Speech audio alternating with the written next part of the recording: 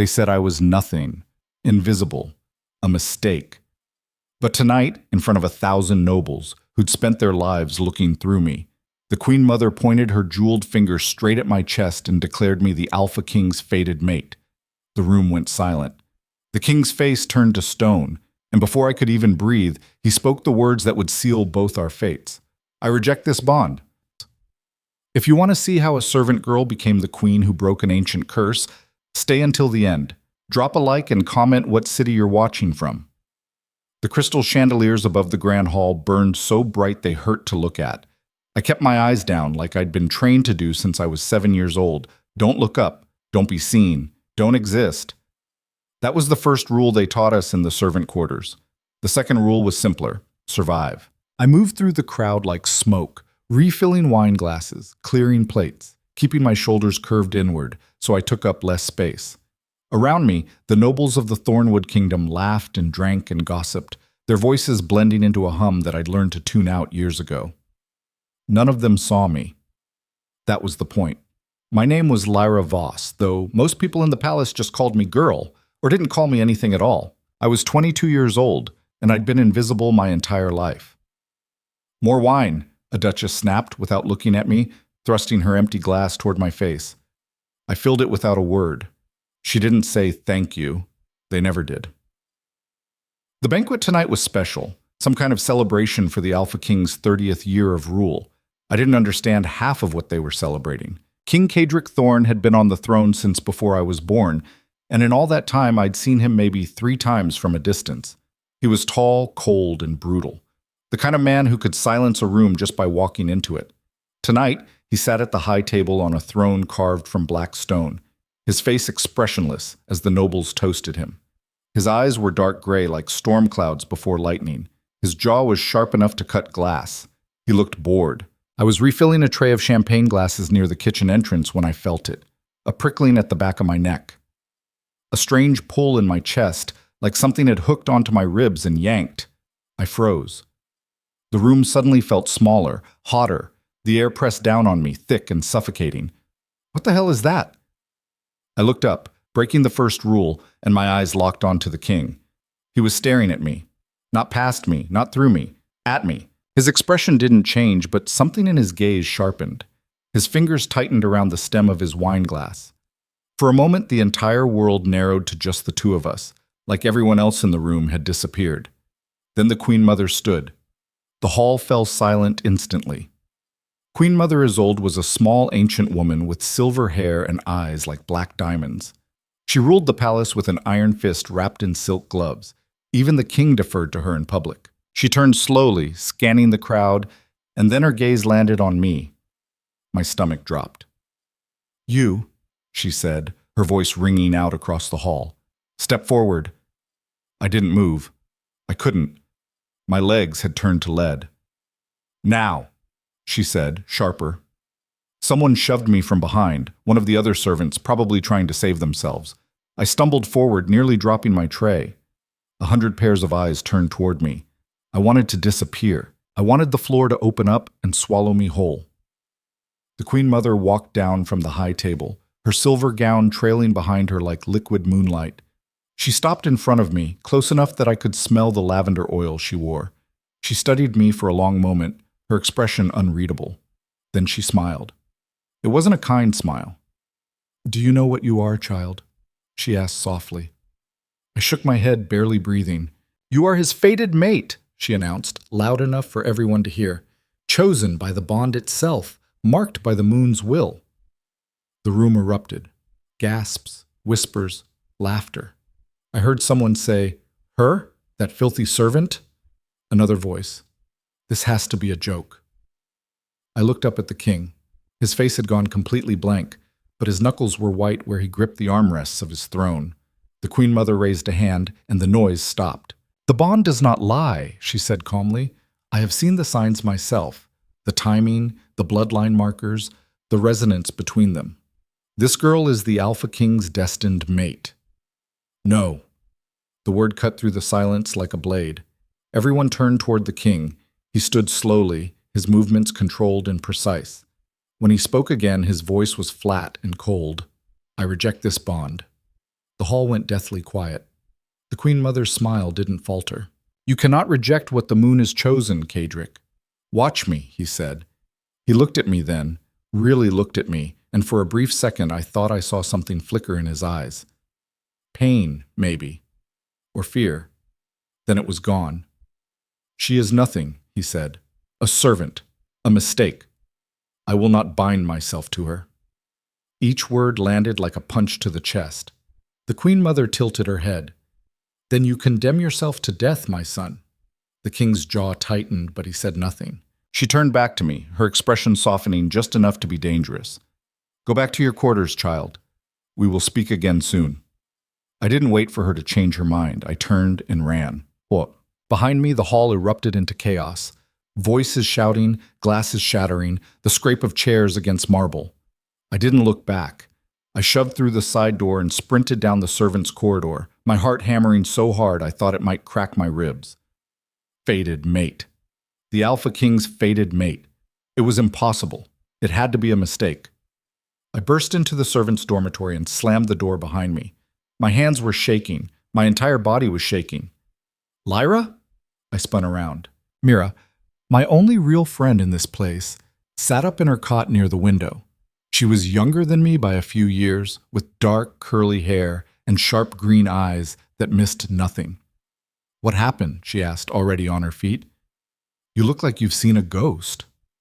I opened my mouth to answer, but no words came out.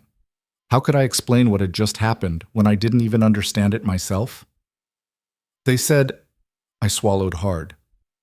"The Queen Mother said I'm his fated mate." Mira stared at me. Then she laughed. "That's not funny, Lyra." "I'm not joking." Her smile faded. "Wait, you're serious?" I nodded. "Holy shit," she whispered. "The king? King Cadric Thorn?" "He rejected me," I said quickly. "In front of everyone. He said I was nothing." Mira's face went pale. "Lyra, you need to leave, right now.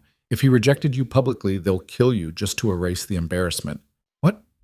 You think they'll let a servant walk around knowing she was supposed to be queen? They'll make you disappear. Tonight." My stomach twisted. She was right. I'd seen it happen before. People who knew too much, who became inconvenient, just vanished. "Where would I even go?" I asked, my voice cracking.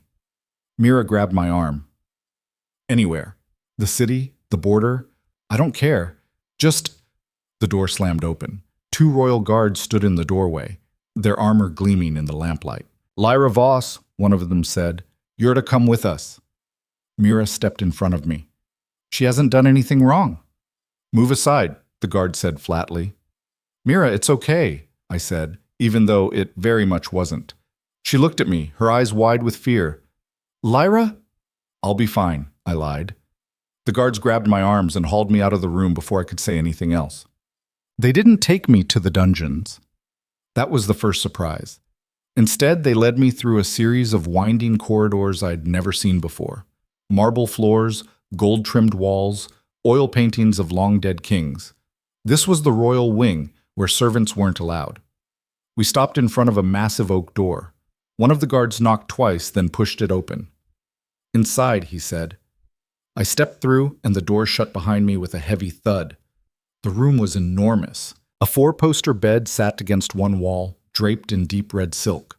Bookshelves lined the other walls, stuffed with leather-bound volumes. A fire crackled in the stone fireplace, casting flickering shadows across the floor.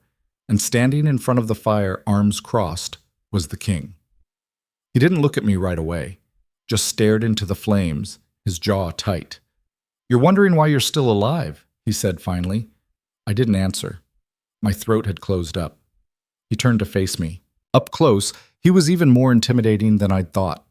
Tall, easily 6'4", with broad shoulders and a presence that filled the entire room. His hair was dark, almost black, and slightly too long. His eyes were the color of iron.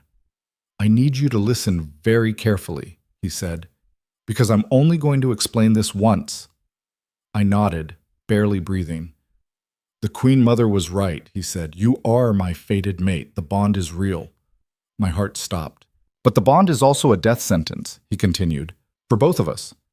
I don't understand, I whispered. He exhaled slowly, like he was trying to keep himself from snapping. My bloodline is cursed, has been for 3 generations. Any mate I claim, any bond I complete, dies within a year. And when they die, I die with them. The room tilted. So you see, he said, his voice cold, I didn't reject you to be cruel. I rejected you to keep you alive. I stared at him, my mind racing. Then why am I here? I asked. He stepped closer, and I fought the urge to step back. Because the Queen Mother won't let this go, he said. She believes you're somehow different, special, that you can break the curse.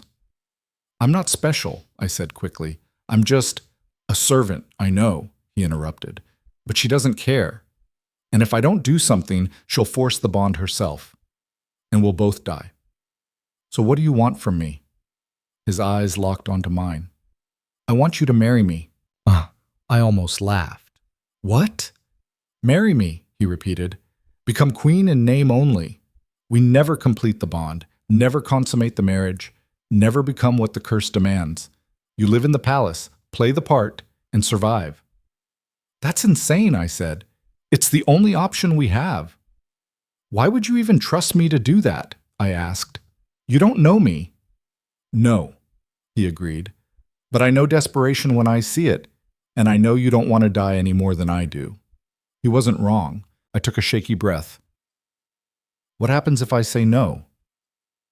Then the Queen Mother will arrange an accident for you within the week, he said flatly, and I'll be forced to find another mate who will also die. I felt sick. This is a business arrangement, he continued. Nothing more. You'll have your own rooms, your own life. I won't touch you. I won't even speak to you unless absolutely necessary. And if the curse takes you anyway? His expression darkened. Then at least you'll die as a queen instead of a servant. Silence stretched between us. I thought about Mira's face when the guards dragged me away. I thought about the years I'd spent invisible, scrubbing floors and pouring wine for people who didn't even see me as human. I thought about the fact that for the first time in my life, someone was offering me a choice. Even if it was a choice between 2 different kinds of death. Okay, I said quietly. The king blinked. Okay? I'll do it, I said, louder this time. I'll marry you. For a moment, he just stared at me, like he couldn't quite believe what he'd heard. Then he nodded once, sharp and final. The ceremony will be tomorrow, he said. Be ready. He walked past me toward the door, then paused. One more thing, he said without looking back. Don't fall in love with me, Lyra. It'll only make this harder. Then he was gone. I stood alone in the massive room, surrounded by silk and gold and firelight, and wondered what the hell I'd just agreed to. The next morning, they dressed me like a doll. Servants I'd never met bustled around me, pulling my hair into an elaborate braid, painting my face with powders and oils, lacing me into a gown so heavy I could barely move. The dress was white, of course it was, with silver embroidery that caught the light. I didn't recognize the girl in the mirror. Mira managed to sneak into the room just before they led me away. She grabbed my hands, her eyes shining with unshed tears. Are you sure about this? She whispered. No, I admitted, but it's too late now. She hugged me so tight I thought my ribs might crack. Don't let them break you, she said fiercely. You're stronger than they think. I wished I believed her. The ceremony was held in the throne room, in front of a crowd of nobles who looked like they'd swallowed glass. The king stood at the altar in full royal regalia, black and silver, with a crown that looked like it weighed as much as I did.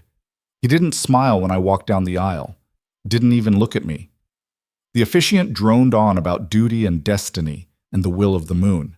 I didn't hear most of it. My heart was beating too loud. When it came time for the vows, the king's voice was flat and emotionless.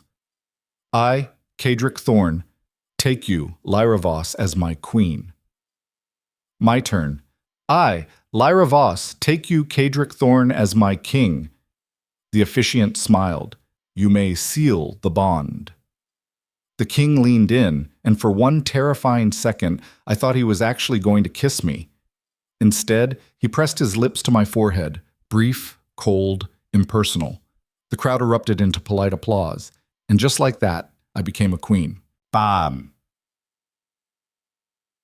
They gave me a suite of rooms in the East Wing, as far from the king's chambers as physically possible. The space was enormous: bedroom, sitting room, balcony overlooking the gardens. Everything was pristine and beautiful and completely wrong.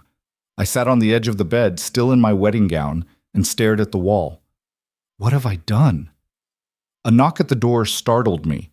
"Come in!" I called, expecting a servant. Instead, the Queen Mother glided into the room. I stood quickly, my heart racing. She smiled that same unsettling smile from the banquet. "Sit, child. We need to talk." I sat. She circled the room slowly, trailing her fingers along the furniture. "You must be very confused." "A little," I admitted. "Let me make something clear," she said, her voice soft but sharp. "I did not choose you because I believe in fate or destiny or any of that romantic nonsense." I frowned. "Then why—" "Because you are void-born," she interrupted. The words hit me like a slap. Void-born. The term for people like me, people with no magic, no wolf, no connection to the bond. We were rare, unwanted, broken.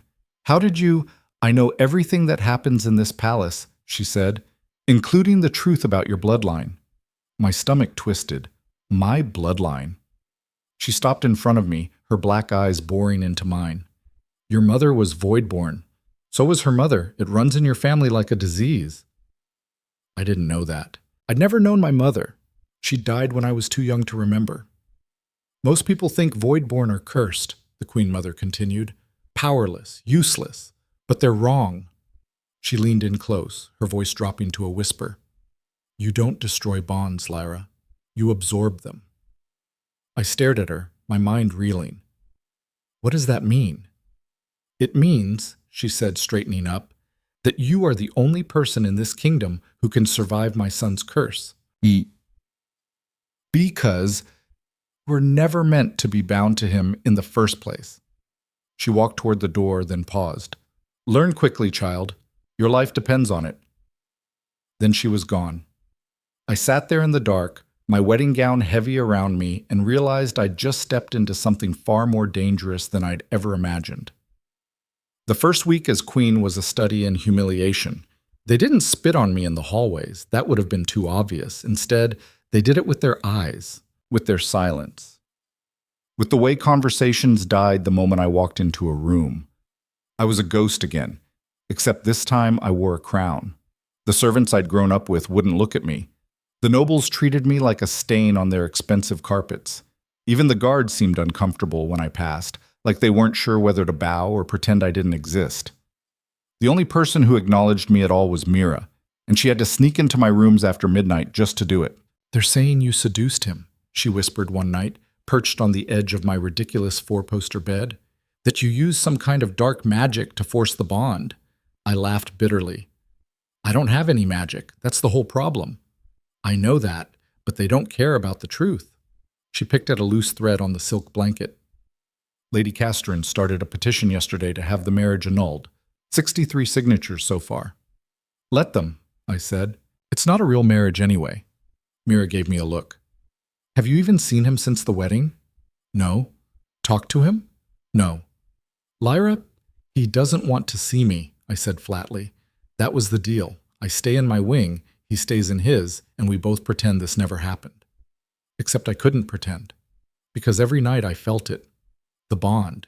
It wasn't strong, more like a thread pulled taut between us, but it was there, a constant awareness of where he was, what he was feeling. Most of the time he felt nothing, just this cold, empty space where emotions should be. But sometimes late at night I felt pain. Sharp, stabbing pain that made me gasp and press my hand to my chest even though the wound wasn't mine. The curse was killing him, slowly, and there was nothing I could do about it. I spent my days wandering the palace like a prisoner, reading books I didn't care about, staring out windows at gardens I wasn't allowed to walk through. The Queen Mother had given me one instruction: learn. But she hadn't told me what I was supposed to learn, or how, or from whom.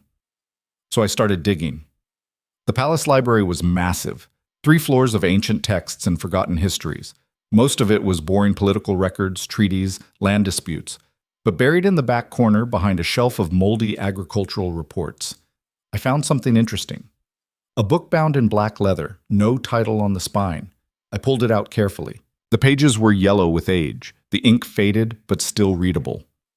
A history of the Thorn bloodline. Curse. My heart started to race.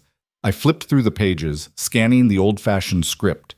The curse had started 3 generations ago, with King Aldrich Thorn. He'd married a woman named Seraphine, beautiful, powerful, beloved by the people. 6 months after their wedding, she'd collapsed during a state dinner, dead before she hit the floor. Aldrich had died 3 days later. The same thing happened to his son, and his son after that. 3 generations of Thorn Kings, all dead before their 45th birthdays, all because of a bond that should have saved them. I kept reading. According to the text, the curse wasn't random. It had been placed deliberately by someone with enough power to twist the very nature of the mate bond itself. But the author didn't know who or why. The last page was torn, like someone had ripped it out in a hurry. I stared at the jagged edge, frustration boiling in my chest. Looking for answers? I slammed the book shut and spun around. The Queen Mother stood in the doorway, her silver hair gleaming in the lamplight. "I didn't hear you come in," I said, trying to keep my voice steady. "You weren't supposed to." She glided into the room, her eyes sharp. "Did you find what you were looking for?" "No," I admitted. "The last page is missing." "I know." She stopped in front of me, close enough that I could see the fine lines around her eyes. "I tore it out myself 40 years ago." I blinked. "Why?" "Because some truths are too dangerous to leave lying around," she said, "especially when they involve treason." My stomach dropped. "What do you mean?" She studied me for a long moment, like she was deciding how much to tell me. "The curse wasn't an accident," she said finally. "It was revenge, placed by someone inside the royal family. Someone who wanted the Thorn line dead." "Who?" "That," she said, "is what you need to figure out." She turned to leave, then paused at the door. "One more thing, Lyra. The curse doesn't just kill the mate. It feeds on them, drains their life force, their magic, everything that makes them who they are. And then it transfers all that power to the one who cast it." I felt cold all over. "So whoever cursed the bloodline is still alive, still feeding?" "Very good," she said softly. "Now you're asking the right questions." Then she was gone. I stood there in the dusty library, the book heavy in my hands, and realized I was standing in the middle of a conspiracy that had been running for 75 years, and I had no idea who to trust. That night, I couldn't sleep. I kept thinking about what the Queen Mother had said. Someone inside the royal family. Someone close enough to place a curse that specific, that devastating. Someone who was still alive. I paced my rooms, the hem of my nightgown dragging across the marble floor. The bond pulled at my chest, sharper than usual, almost painful. The king was awake. Before I could talk myself out of it, I grabbed a robe and slipped out into the hallway. The palace was different at night. Shadows pooled in corners, the chandeliers reduced to a dim glow. My bare feet made no sound on the cold stone. I knew where his rooms were. Everyone knew. The north wing, top floor, behind a set of doors carved with wolves and thorns. 2 guards stood outside. They saw me coming and immediately looked uncomfortable. "Your Majesty," one of them said stiffly. "The king is not receiving visitors." "I'm not a visitor," I said. "I'm his wife." "He gave orders." "I don't care what orders he gave," I interrupted, surprised by the steel in my own voice. "Open the door." They exchanged glances. Then, slowly, one of them pushed the door open. I stepped inside before they could change their minds. The room was dark, except for a dying fire in the hearth. The king stood at the window, still fully dressed, staring out at the night sky. He didn't turn around. "I told them not to let anyone in," he said quietly. "They tried," I said. I didn't listen. A muscle in his jaw twitched. "You should go back to your rooms, Lyra." "Why are you in pain?" That got his attention. He turned to face me, his expression carefully blank. "What?" "I can feel it," I said, "through the bond. Every night, around this time. It's getting worse, isn't it?" For a moment he just stared at me, then he let out a short, bitter laugh. "You're not supposed to be able to feel anything," he said. "The bond isn't complete." "Well, I do," I said, and you're avoiding the question. He turned back to the window. Go to bed, Lyra. No. His shoulders tensed. That wasn't a request. I don't care. He spun around, and for the first time since I'd met him, I saw real emotion on his face. Anger, frustration, fear. You want to know why I'm in pain? He said, his voice low and dangerous. Because the curse doesn't wait for the bond to be complete. It started the moment you were declared my mate. Every day that passes, it gets a little worse. Every night it feels like something is eating me from the inside out. He took a step toward me, and I forced myself not to back away. So yes, he continued, I'm in pain, and there's nothing you or anyone else can do about it. That's why I didn't want you here. That's why I don't want to see you or talk to you or think about you, because every time I do, I'm reminded that I'm dying, and I'm taking you with me. Silence filled the room. I took a breath, trying to steady myself. The Queen Mother told me something today about the curse. I don't want to hear it. It wasn't an accident, I said anyway. Someone in the royal family placed it deliberately, someone who's still alive. That stopped him. He stared at me, his expression shifting from anger to shock to something darker. That's impossible, he said. Is it? I pulled the black book from my robe pocket and held it up. I found this in the library. It's all in here. The history, the pattern, everything.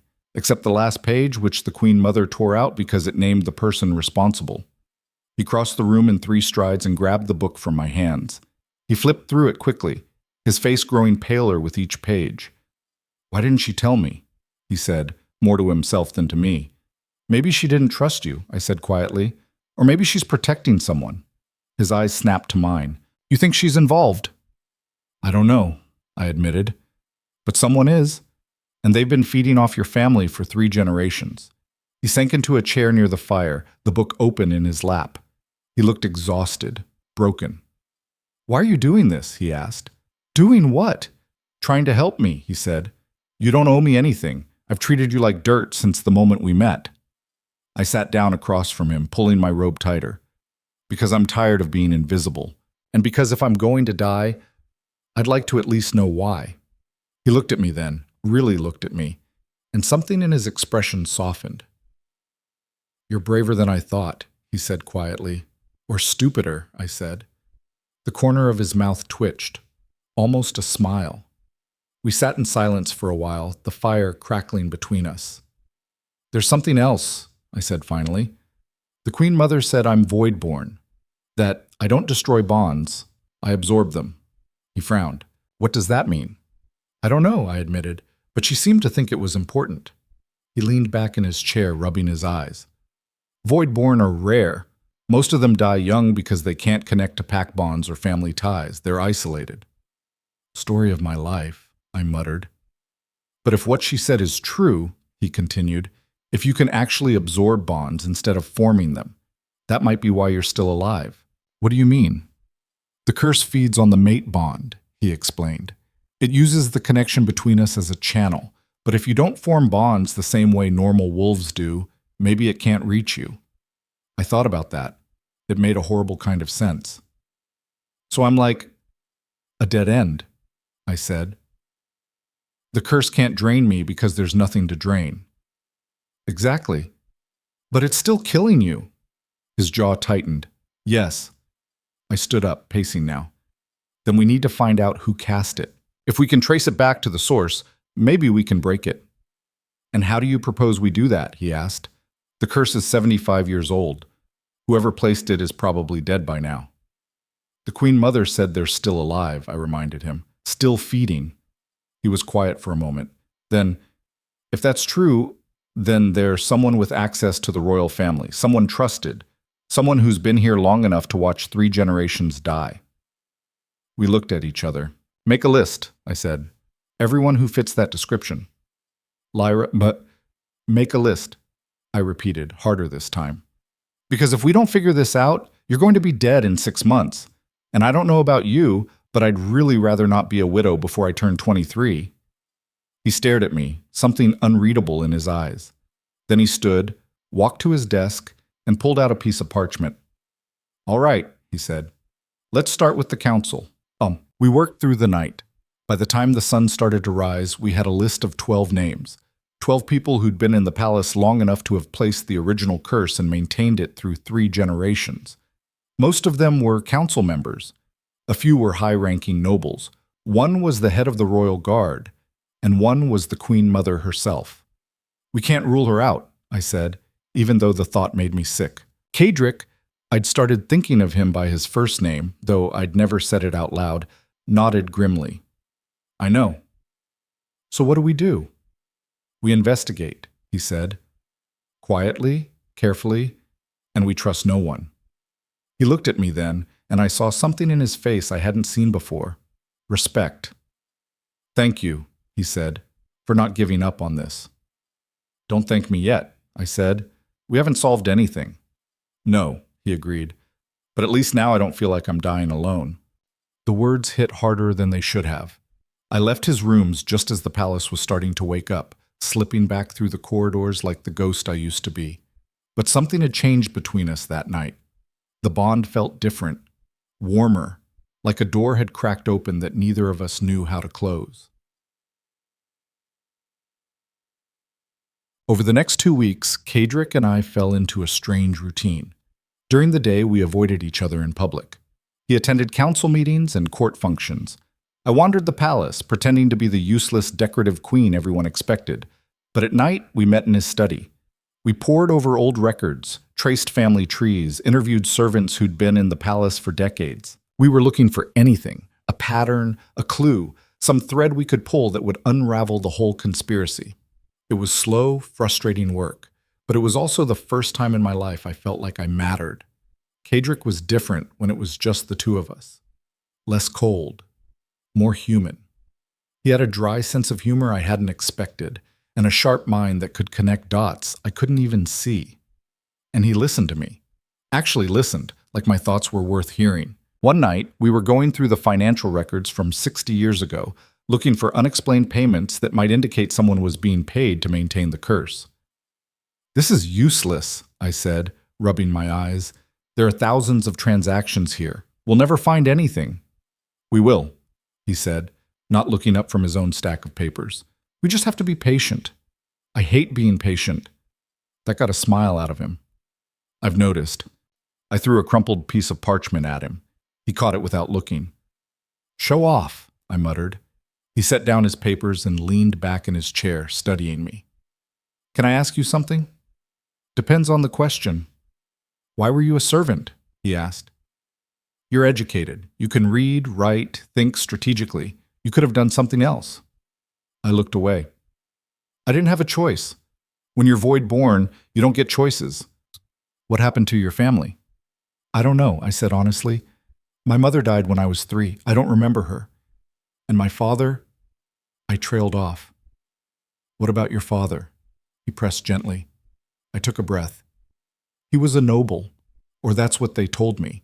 He never acknowledged me. Paid the palace to take me in as a servant and pretend I didn't exist." Kadric's expression darkened. "Who was he?" "I don't know," I said.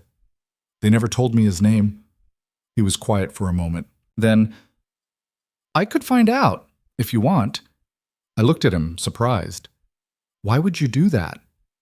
"Because you deserve to know," he said simply. Something warm unfurled in my chest. "Okay," I said. "Yeah, I'd like that." He nodded and made a note on a separate piece of paper. We went back to work, but the atmosphere had shifted. Less tense, more comfortable. Around midnight, Kadric suddenly went rigid, his hand flying to his chest. "What's wrong?" I asked, already on my feet. "Nothing," he said through gritted teeth. "Just give me a minute." But I could feel it through the bond. The pain was worse tonight, sharp and burning like someone was carving into his ribs. Without thinking, I crossed the room and put my hand on his shoulder. The moment I touched him, something strange happened. The pain didn't disappear, but it shifted, like it was spreading out, diluting. I felt some of it flow into me, a dull ache in my chest, but it was manageable, bearable. Kadric's breathing slowly steadied. He looked up at me, shock written all over his face. "What did you do?" he whispered. "I don't know," I said honestly, but the Queen Mother's words echoed in my head. You don't destroy bonds. You absorb them. Maybe I just absorbed some of the curse. Kadric caught my wrist gently. Don't do that again. Why not? Because I won't let you hurt yourself to save me, he said fiercely. That's not your decision to make. We stared at each other, the air between us charged with something I didn't have a name for. Then he let go of my wrist and stood up, putting distance between us. It's late, he said, his voice carefully neutral. You should get some rest. I wanted to argue, but the walls had gone back up, and I knew pushing would only make it worse. Fine, I said. But we're not done with this conversation. Yes, we are. I left before I could say something I'd regret. But the next morning, everything changed. I was in the garden, one of the few places I was actually allowed to go, when Mira came running up to me, her face pale. Lyra, she gasped, you need to come, now. What's wrong? It's the king. He collapsed during the council meeting. My heart stopped. I ran. By the time I reached the throne room, there was already a crowd. Nobles, guards, council members, all pressed against the doors, whispering and speculating. I shoved through them, not caring who I knocked aside. The throne room doors were closed, but I could hear shouting inside. I pushed them open. Kadric was on the floor, gasping for air, his skin gray and clammy. The Queen Mother knelt beside him, her hands glowing with some kind of magic I'd never seen before. What happened? I demanded. The curse is accelerating, she said without looking up. Something triggered it, made it worse. My stomach dropped. What do you mean, accelerating? I mean, she said sharply, that he has days left, maybe hours. No, I said. No, that's not. We were careful. We didn't. It doesn't matter what you did, she interrupted. The curse is adapting, fighting back. Someone knows you're trying to break it, and they've escalated. Kadric's eyes found mine, and I saw the truth there. He was dying, right now, in front of me, and there was nothing I could do to stop it. The Queen Mother stood, her expression grim. Get him to his chambers. I'll do what I can to slow the progression, but what? I snapped. She looked at me, and for the first time I saw fear in her eyes. But unless you figure out who cast this curse in the next 48 hours, she said quietly, the king will be dead. Guards rushed forward to lift Kadric, but he shook them off, forcing himself to stand on his own. His eyes never left mine. Find them, he said, his voice barely a whisper. Finish what we started. Then he collapsed, and the guards had to carry him out. I stood in the empty throne room, my hands shaking, the bond in my chest pulling so tight it felt like it might snap. 48 hours. I had 48 hours to solve a 75-year-old conspiracy, or the man I was starting to care about would die. And judging by the way the nobles were looking at me, with suspicion, with hatred, with fear, half the court already thought I was the one responsible. I didn't wait for permission. The moment the guards carried Kadric out of the throne room, I turned and walked straight toward the council chamber. My hands were still shaking, but I forced them into fists and kept moving. Behind me, I heard someone call out, probably trying to stop me, but I didn't slow down. The council chamber was exactly where I expected it to be.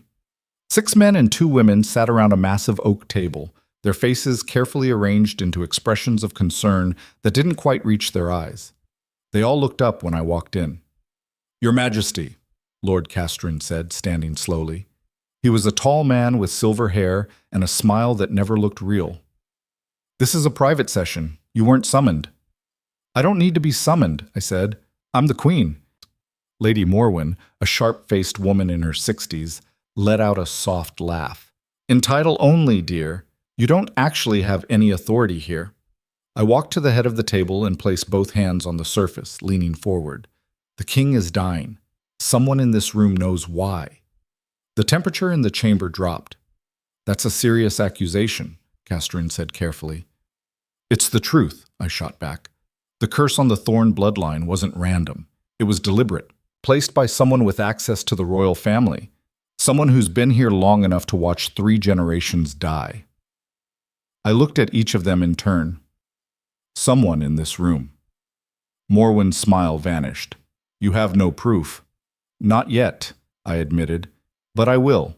And when I do, whoever's responsible is going to wish they'd died 75 years ago. Duke Aaron, a heavy-set man with a red face, slammed his hand on the table. This is outrageous. You can't just waltz in here and accuse the council of treason. Watch me, I said. You're a servant playing dress-up, Morwen hissed. You have no idea how power works in this palace.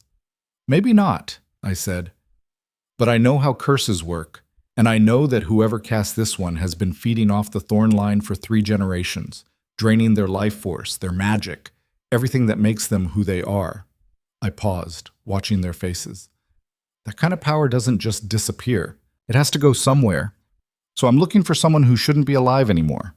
Someone who should have aged, should have weakened, should have died decades ago. Several pairs of eyes flickered toward Lady Morwen. She noticed. Her jaw tightened. Get out, she said quietly. Make me. She stood, her chair scraping against the floor. I said get out. Or what? I challenged. You'll kill me like you killed the other queens? The room went dead silent. Morwen's face twisted with rage. I have served this kingdom for 40 years. I watched you stumble into this palace like a lost child, and now you dare— 40 years, I interrupted. Interesting. That's exactly how long ago the second queen died. King Aldrich's daughter-in-law. She was 28, healthy, strong. Until one day, she just wasn't. Morwen took a step toward me. You don't know what you're talking about. Then prove me wrong, I said. Submit to a magical examination. Let the court mages test you for curse residue. Her eyes flashed. I don't answer to you. You will, I said. Because if you refuse, everyone in this room is going to wonder why. Lord Castorin cleared his throat. Perhaps we should all calm down. I'm done being calm, I snapped. The king has 48 hours, maybe less. So here's what's going to happen. Every single person in this palace who's been here longer than 30 years is going to submit to testing, starting with the council. You can't enforce that, Duke Aaron said. Can I? I looked at him. The Queen Mother gave me explicit authority to investigate the curse. That was part of our arrangement when I agreed to marry the king. It was a lie. But they didn't know that. Castorin exchanged glances with the others. We'll need to discuss this. You have 1 hour, I said. After that, I'm going to the Queen Mother and asking her to make it an official decree. And I promise you, she's not in a forgiving mood right now. I turned and walked out before they could respond. My heart was hammering so hard I thought it might crack my ribs. I just accused the most powerful people in the kingdom of treason. If I was wrong, they'd have me executed before sunset. But if I was right, I'd just backed a killer into a corner. I found Mira in the servants' wing, organizing linens with 2 other girls I didn't recognize. I need your help, I said without preamble. She took one look at my face and dismissed the others. What happened? I just accused the council of cursing the royal family. Her eyes went wide. Lyra, are you insane? Probably, I admitted. But I need information. Fast. Who's the oldest person working in this palace? She thought for a moment. Old Margaret. She's been here since she was a girl. Has to be at least 75, maybe older. Where can I find her? Kitchens, usually, but Lyra, if the council finds out you're investigating them— I don't care, I said.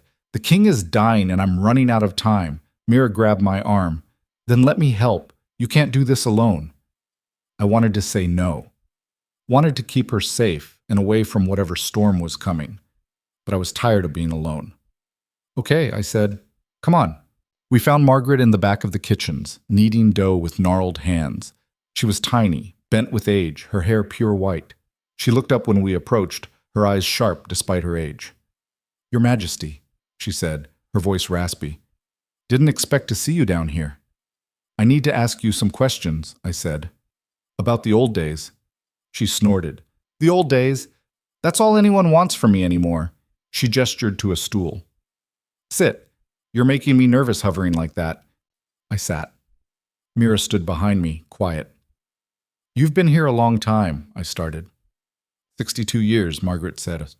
Started when I was 13. Worked my way from scullery maid to head cook. She paused in her kneading. Though I suppose I'm retired now. They just let me putter around because they're too polite to kick me out. Do you remember the second queen? King Aldrich's daughter-in-law? Margaret's hands stilled. Alara.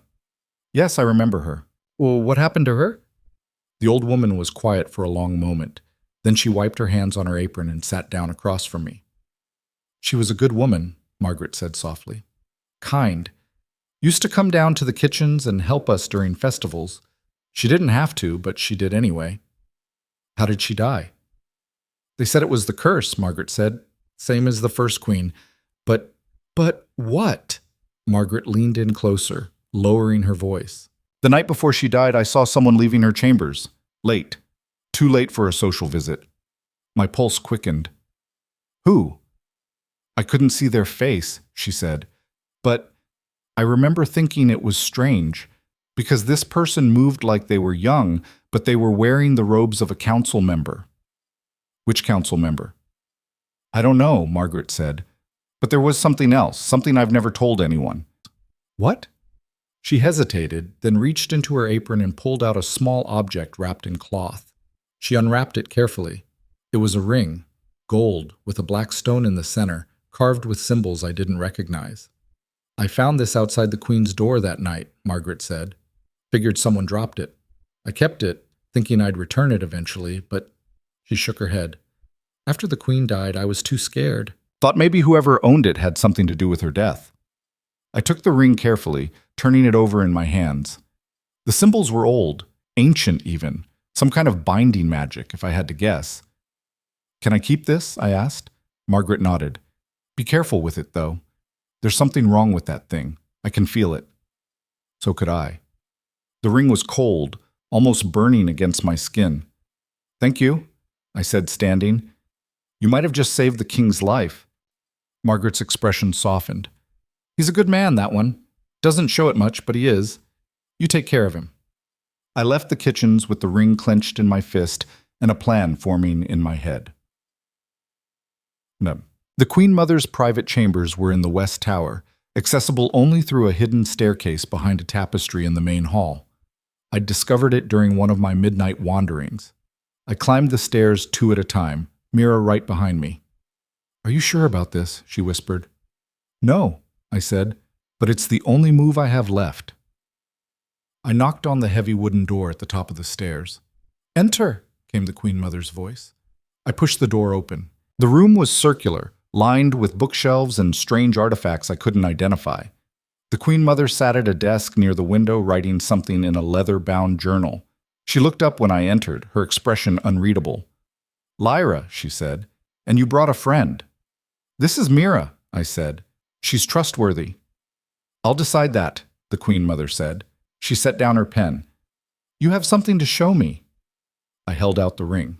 Her eyes widened, just a fraction, but I caught it. Where did you get that? She asked quietly.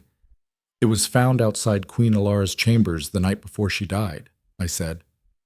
Do you recognize it? She stood slowly, crossing the room to take the ring from my hand. She held it up to the light, examining the symbols. This is a binding seal, she said. Very old, very powerful. It's designed to anchor a curse to a specific bloodline. So whoever wore this ring placed the curse. Or maintained it, she said. The original caster would have needed something like this to keep the curse active across multiple generations. She looked at me, her black eyes intense. This changes everything. Can you trace it? I asked. Figure out who it belongs to? Possibly, she said. But it will take time. Time we don't have. Then we force their hand, I said. The Queen Mother raised an eyebrow. Explain. I already accused the council of cursing the bloodline, I said. Told them they all need to submit to magical testing. If one of them is the caster, they're not going to sit around and wait for us to expose them.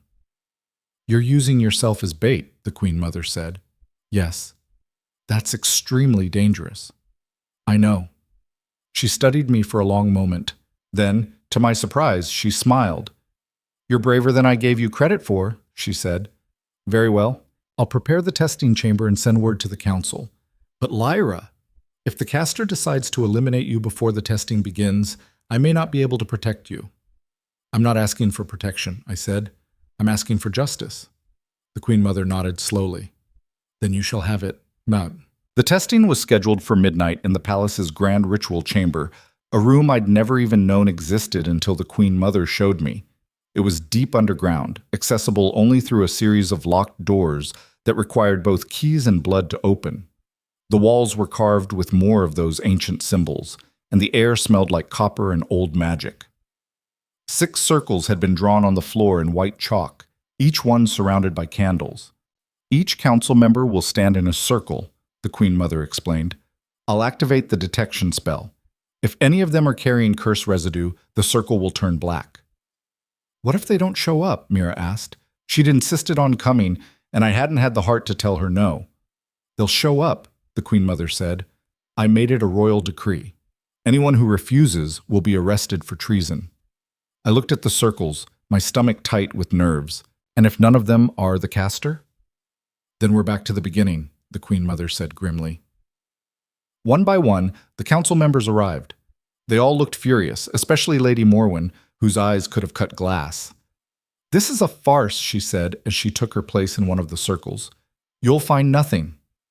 Then you have nothing to worry about, I said. Lord Castrin, Duke Aaron, and the others filed into their circles, their expressions ranging from annoyed to outright hostile. The Queen Mother raised her hands and the candles flared to life. She began to chant in a language I didn't understand. The air in the chamber grew thick, oppressive. The symbols on the walls started to glow. I watched the circles, holding my breath. Nothing happened. The Queen Mother's chanting grew louder, more intense. The light from the candles turned blue, then silver. Still nothing. My heart sank. I was wrong. It's not one of them. Then I felt it. A pull. Sharp and sudden, like the bond in my chest had been yanked. I looked down. The ring, I'd slipped it into my pocket before coming down here, was burning hot against my leg. I pulled it out, and the moment I did, one of the circles turned black. But it wasn't any of the council members. It was the Queen Mother's. Everyone froze. The Queen Mother stopped chanting, her face going pale. No, she whispered. That's impossible. But the circle around her feet was pitch black, darker than shadow, darker than night. Lord Castrin laughed, a sharp, bitter sound. Well, well, how the tables turn. I stared at the Queen Mother, my mind reeling. You? I said, my voice barely above a whisper. You placed the curse? No, she said firmly. I didn't. I swear to you, Lyra, I didn't. Then why is your circle black? Morwen demanded. The Queen Mother looked at the ring in my hand and I saw something flicker in her eyes. Recognition. That ring, she said slowly, it's not a binding seal. You said it was, I shot back. I was wrong, she said. It's a tracker, designed to mark whoever's carrying the curse's power. She looked up at me and I saw fear in her face for the first time. Lyra, she said, how long have you had that ring? Since this morning. Why? Her face went white. Because it doesn't track the caster, it tracks the vessel. What does that mean? It means, she said quietly, that whoever's carrying the curse's stolen power is standing in this room right now. The candles went out all at once. In the sudden darkness, I heard footsteps. Then a voice, calm, cold, familiar. Very clever, Lyra. I didn't think you'd get this far. The candles flared back to life. Standing in the doorway, blocking our only exit, was Lord Castrin. But he looked different, younger, stronger. His eyes glowed with an unnatural light. You, I breathed. He smiled. Me. The Queen Mother stepped forward. Castrin, what have you done? What I had to, he said simply. The thorn line was weak, corrupt. Someone needed to take their power and use it properly. You killed 3 queens, I said, my voice shaking with rage. 3 kings. For what? Power? For survival, he corrected. I was dying, Lyra. 60 years ago, I had maybe 6 months left to live. But then I discovered something interesting. If you break a mate bond in just the right way, you can siphon the life force from both parties, extend your own life indefinitely. You're insane, Mira whispered. I'm practical, Castrin said. And I would have continued for another 3 generations if you hadn't started digging. He raised his hand, and I felt the air in the room change. But since you did, I'm afraid I'll have to accelerate the timeline. Magic exploded from his palm, dark, writhing, alive. The Queen Mother threw up a shield just in time, but the force of it sent her stumbling backward. "Run!" she shouted. But there was nowhere to run.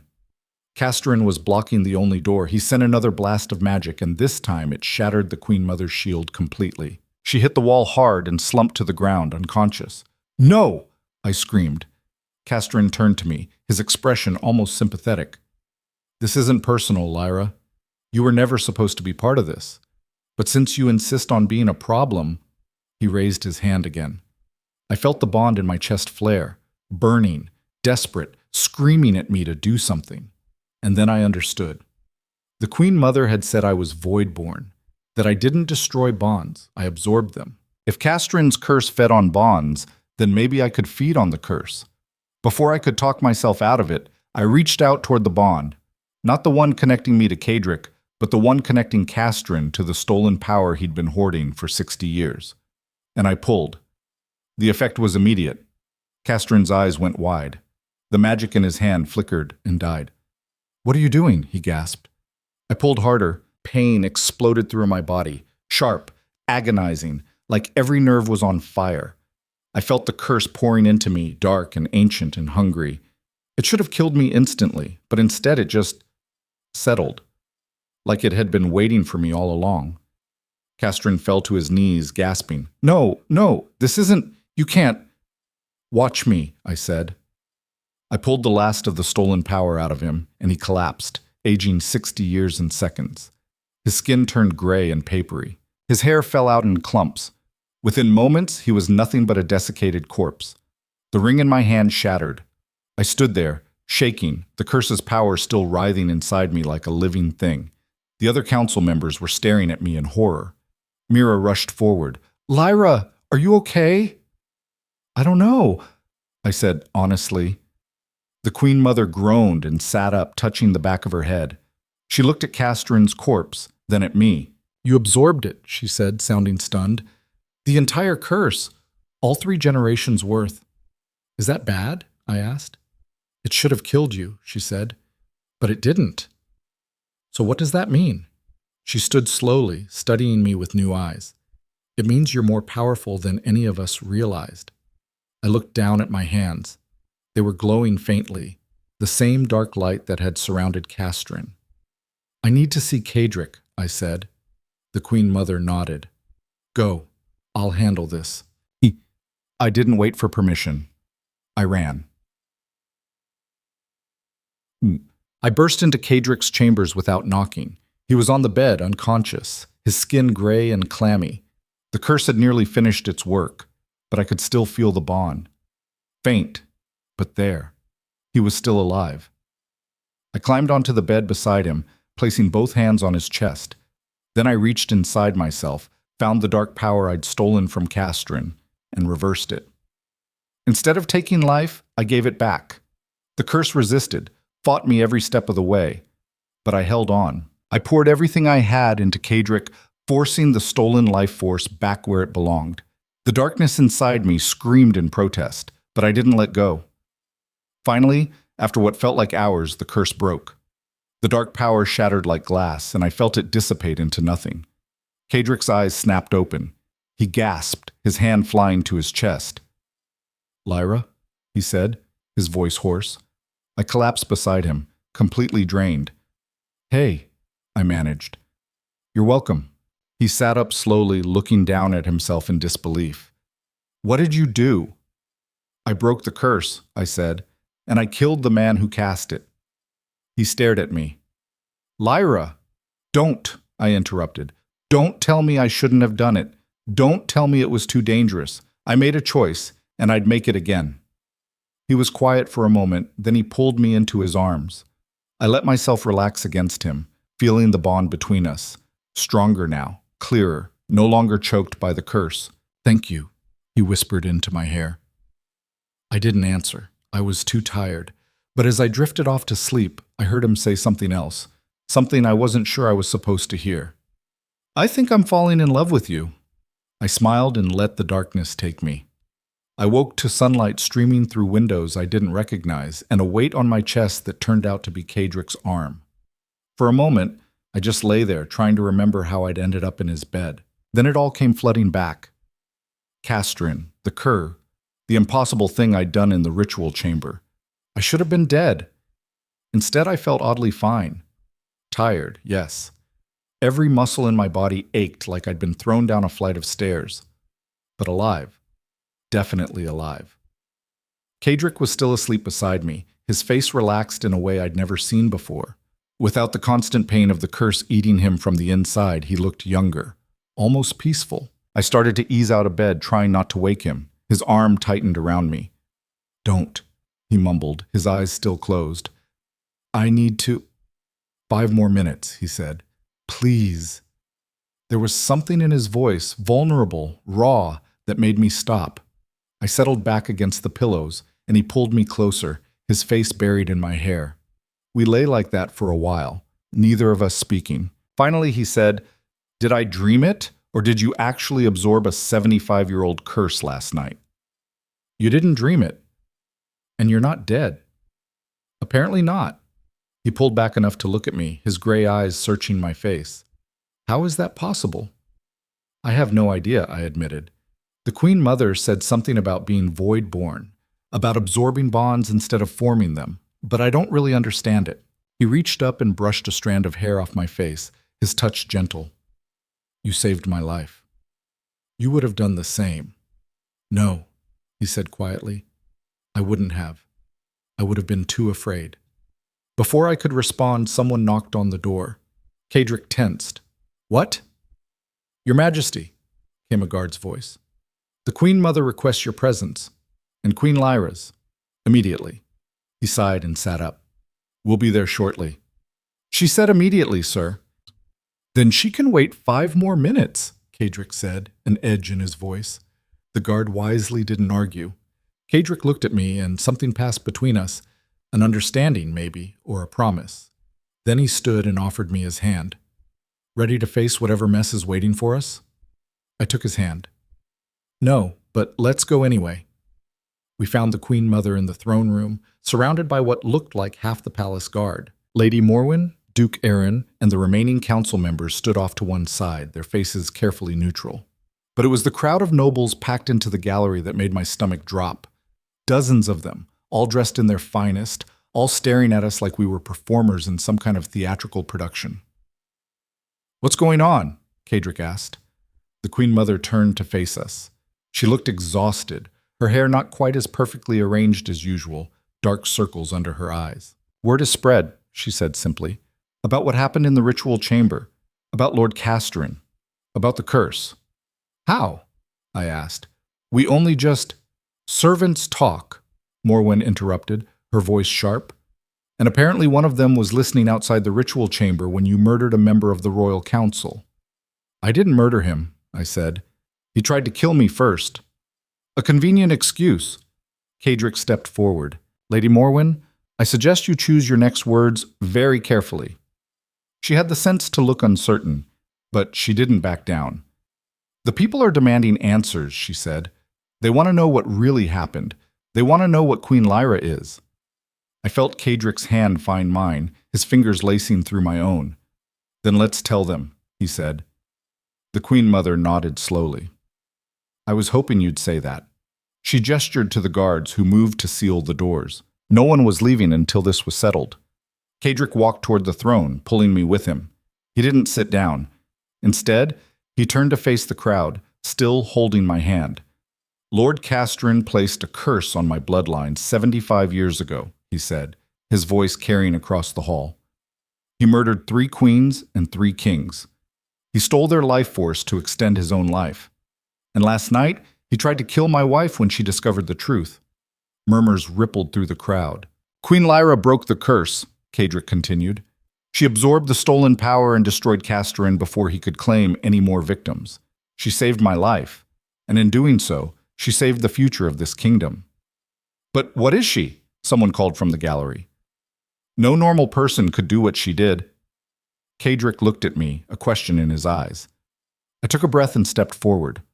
"I'm void-born," I said clearly. "I don't form bonds the way most wolves do. I absorb them. And yes, that makes me different. But it's also what allowed me to break a curse that's been killing your kings for 3 generations. Voidborn are cursed, Morwen said. Everyone knows that. No, the Queen Mother interrupted. They're misunderstood. Voidborn aren't cursed. They're immune to curses that target bonds, which is exactly why Lyra survived what would have killed anyone else. She walked to stand beside me, her presence solid and reassuring. I chose Lyra as the king's mate because I knew the truth about her bloodline, she continued. I knew she was the only person in this kingdom who could break the curse and survive. And I was right. You used her, Duke Aaron said, his face red. You put a servant girl in harm's way. I gave her a choice, the Queen Mother cut him off. The same choice I've given everyone in this room at some point or another. Survive or die trying. She looked at each of them in turn. Lyra chose to survive, and now she's your queen. I suggest you start treating her like one. Silence. Then slowly, one of the younger nobles in the gallery stepped forward and bowed. Your Majesty, he said to me, thank you for saving the king. Another noble followed, then another. Within moments, half the gallery was bowing. It wasn't everyone. Morwen and several others remained standing, their expressions hostile. But it was a start. Kadric squeezed my hand, and when I looked at him, he was smiling. The crowd was dismissed shortly after, but Morwen and the remaining council members were told to stay. Once the doors closed behind the last noble, the Queen Mother turned to them. We need to discuss what happens next, she said. What's there to discuss? Morwen asked. Casterin is dead. The curse is broken. The king is alive. And my wife is now the most powerful person in this room, Kadric added. We need to address that. I blinked. What? The Queen Mother nodded. When you absorbed Casterin's stolen power, you didn't just break the curse. You took everything he'd accumulated over 3 generations. That's an enormous amount of magic, Lyra, more than most people carry in their entire lives. I looked down at my hands. They looked normal. No glow, no visible sign of power. I don't feel any different, I said. You will, she said, once your body finishes processing it. And what happens then? Duke Aaron asked nervously. Then she becomes the most powerful magic user in the kingdom, the Queen Mother said simply. Possibly in the entire region. Morwen laughed, a sharp, bitter sound. So we've traded one problem for another. Instead of a cursed king, we have an untrained, unpredictable queen with more power than she knows what to do with. I'm standing right here, I said. She ignored me. This is exactly what I was afraid of. Giving power to someone who doesn't understand it? Enough, Kadric said, his voice cold. You've made your opinion clear, Lady Morwen, but the fact remains. Lyra is my wife, my queen, and the person who saved my life. If you can't accept that, you're free to resign from the council. Her eyes narrowed. You wouldn't dare. Try me. They stared at each other for a long moment. Finally, Morwen looked away. I'll reserve judgment, she said stiffly. For now. How generous, I muttered. The Queen Mother stepped between us before things could escalate further. There's one more matter we need to address, she said. Lyra's father. I froze. What about him? Lord Casterin wasn't working alone, she said. I've been going through his private records this morning. He was corresponding with someone who helped him maintain the curse all these years. My heart started to pound. Who? She pulled a letter from her robes and handed it to me. The handwriting was elegant, precise. The signature at the bottom made my blood run cold. Lord Sovan Voss, my father. No, I whispered. That's not... He wouldn't... I'm sorry, Lyra, the Queen Mother said gently. But the evidence is clear. Your father has been Casterin's accomplice since the beginning. The room spun. Kadric's hand was on my shoulder, steadying me. Are you sure? He asked the Queen Mother. I wish I wasn't, she said. But there are dozens of letters, spanning decades. They detail everything. The curse, the murders, even the arrangement to place Lyra in the palace as a servant. I looked up sharply. What arrangement? She hesitated. Your father didn't just abandon you, Lyra. He placed you here deliberately. Kept you invisible, kept you powerless, so that when the time came, you could be used as a vessel. A vessel for what? For the curse, she said quietly. He and Casterin planned to transfer all the stolen power into you once the king died. They needed someone voidborn, someone who could hold that much magic without dying immediately. I couldn't breathe. Couldn't think. "Where is he?" Kadric asked, his voice deadly calm. "His estate, presumably," the Queen Mother said. "I've sent guards to bring him in for questioning, but he'll run," I finished. "The moment he hears Castrin is dead, he'll disappear." She nodded. I stood up, my hands clenched into fists. "Then we go get him. Now." "Lyra," Kadric started. "No," I said. "He used me. Threw me away like garbage, and then planned to use me as a battery for a curse. I'm not letting him get away with that." Kadric looked at the Queen Mother. She nodded once. "Take the royal guard," she said, "and be careful. If Sovan suspects you're coming, he may do something desperate." 20 minutes later, I was on horseback for the first time in my life, galloping through the city streets with Kadric and a dozen armed guards. The Voss estate was on the outskirts of the capital, a sprawling manor surrounded by high walls and iron gates. We didn't bother with subtlety.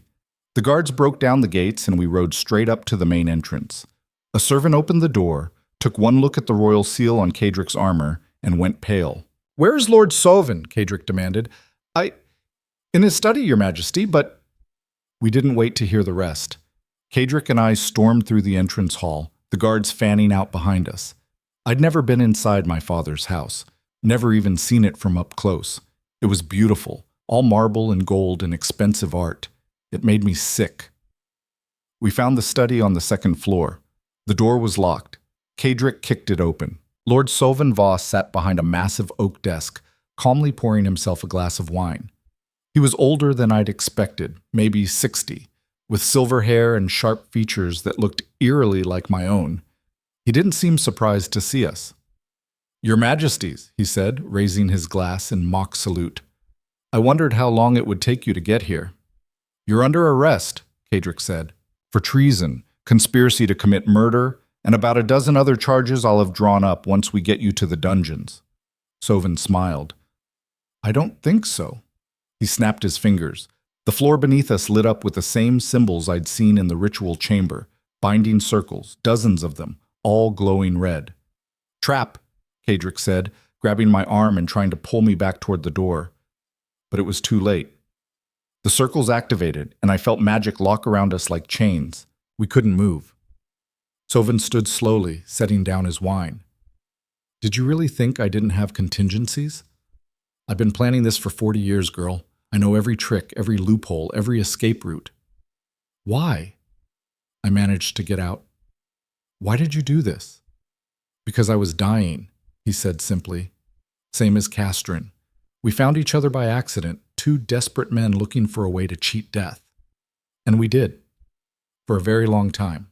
He walked around the desk, studying me like I was some kind of interesting specimen.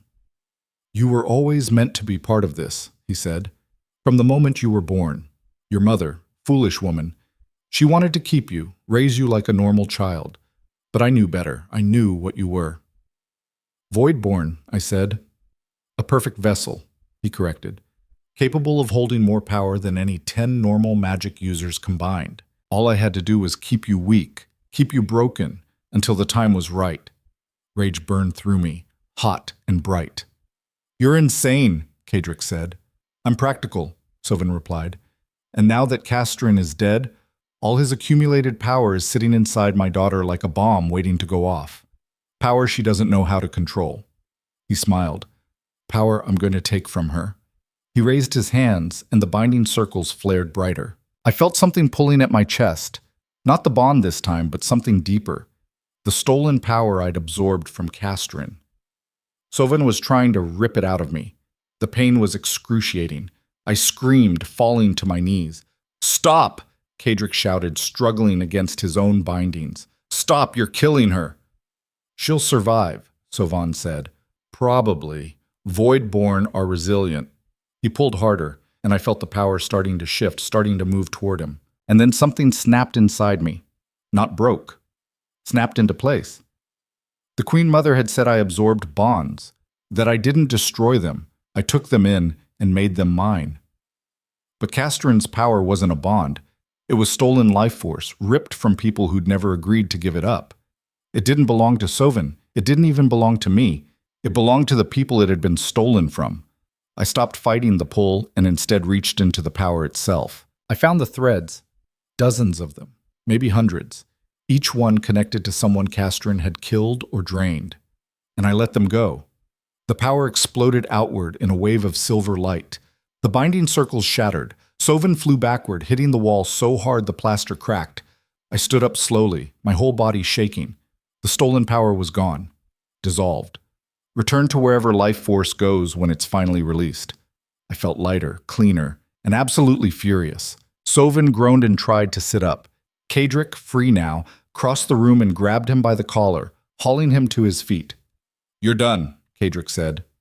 Sovan laughed weakly. "You think you've won?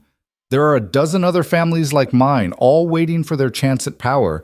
You'll spend the rest of your life looking over your shoulder." "Maybe," Kadric said, "but you won't be around to see it." He threw Sovan to the guards. "Take him to the dungeons, maximum security. No visitors." They dragged him away, still laughing. I stood in the ruins of the study trying to process what had just happened. Kadric came to stand beside me. "Are you all right?" "I don't know," I said honestly. He's my father, and he was going to kill me. I know. I should feel something," I said. "Anger, sadness, something, but I just feel empty." Kadric took my hand. "He doesn't deserve your grief, Lyra. He gave up the right to that a long time ago." I looked up at him. "What happens now?" "Now?" He pulled me close, wrapping his arms around me. "Now we go home. We tell the kingdom what happened, and we start rebuilding." "Just like that?" "Just like that." I let myself lean against him, feeling the steady beat of his heart. "I'm scared," I admitted. "Of what?" "Of being queen. Of having all this power I don't understand. Of screwing everything up." He pressed his lips to the top of my head. "You won't. And even if you do, I'll be right there with you. Promise?" "Promise." We stood like that for a while, surrounded by broken magic and shattered wood, holding on to each other in the wreckage of my father's house. And for the first time since this whole nightmare started, I let myself believe that maybe, just maybe, things were going to be okay. The trial happened 3 days later. The entire kingdom seemed to turn out for it. The throne room was packed so tightly people were standing in the aisles, craning their necks to see. Sovan was brought in wearing chains, his face bruised from where he'd hit the wall. He still had that arrogant smile, like he knew something the rest of us didn't. The Queen Mother presided over the proceedings, with Kadric and me seated on thrones beside her. The evidence was presented: letters, magical residue, testimony from servants who'd seen things they'd been too afraid to report. By the end of it, Sovan's guilt was undeniable. The Queen Mother stood, her expression grave. "Lord Sovan Voss," she said, "you have been found guilty of treason, conspiracy to commit murder, and magical crimes against the crown. The penalty for these crimes is death." The crowd murmured, but no one protested. Sovan laughed. "Death? You think death scares me? I've been living on borrowed time for 40 years.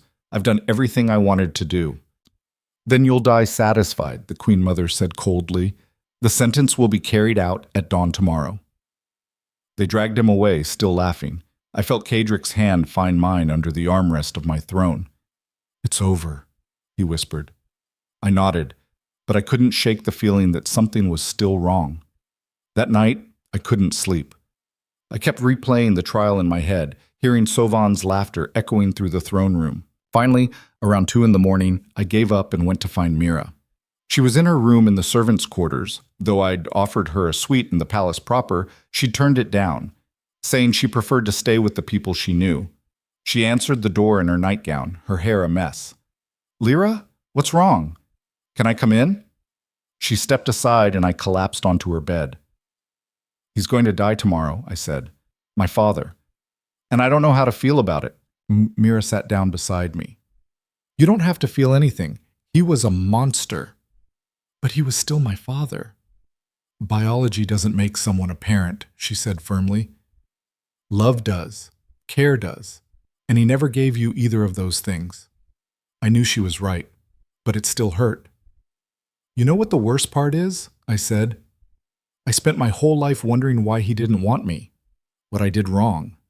And now I know I wasn't a person to him, just a tool. Mira took my hand. You're a person to me, and to the king, and to everyone who actually knows you. I'm scared I'll turn into him, I admitted. Now that I have power.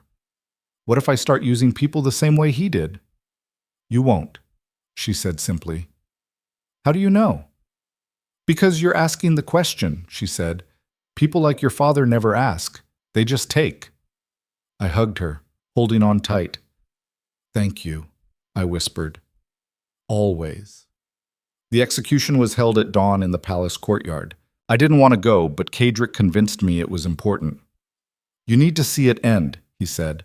Otherwise, you'll spend the rest of your life waiting for him to come back. So I stood on the platform beside him, watching as they brought Sovan out. He looked older in the morning light, smaller. The executioner read out the charges and the sentence. Sovan was given a chance to speak his last words. He looked directly at me. I should have killed you when you were born, he said. Would have saved everyone a lot of trouble. Then he smiled. But I suppose you've done me a favor. I was getting bored anyway. The executioner's blade fell. I didn't look away. When it was over, Kadric took my hand and led me back inside. How do you feel? He asked quietly. Free, I said. And I meant it. That afternoon, the Queen Mother called us to her chambers. I have something for you, she said, handing me a sealed envelope. I opened it carefully. Inside was a birth certificate, my birth certificate, but it had been amended. The line for father no longer said Sovan Voss.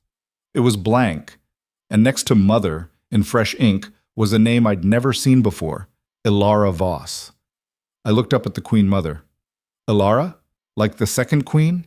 She nodded. Your mother was her younger sister, which makes you not just void-born, but royal blood.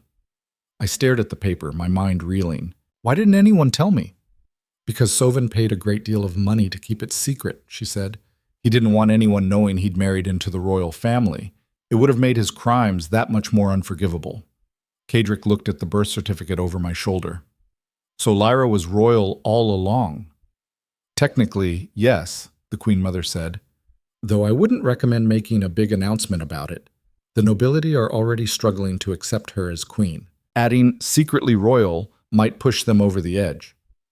I don't care about being royal, I said. I just care about the truth. The Queen Mother smiled. Then you're already a better ruler than most. A week later, Kadric and I stood on the palace balcony, looking out over the city. Below us, people were celebrating. The curse was broken, the traitors were dead, and the kingdom was safe. Music drifted up from the streets, along with laughter and the smell of roasting meat. They're happy, I said, almost surprised. They should be, Kadric replied. We gave them something to celebrate. I leaned against the railing, watching the crowds. Do you think they'll ever really accept me? Some will, he said. Some won't. But you don't need everyone to accept you, Lyra. You just need to be yourself. He turned to face me, his expression serious. I need to tell you something. My heart jumped. What? The night you broke the curse, he said, when you were unconscious. I said something. I heard you, I admitted. His eyes widened. You did? You said you were falling in love with me. He looked embarrassed. I didn't think you were awake. I wasn't, not really. I took his hand. But I heard you anyway. And? He asked quietly. I took a breath. And I think I'm falling in love with you, too. His smile was brighter than the sun. He pulled me close and kissed me.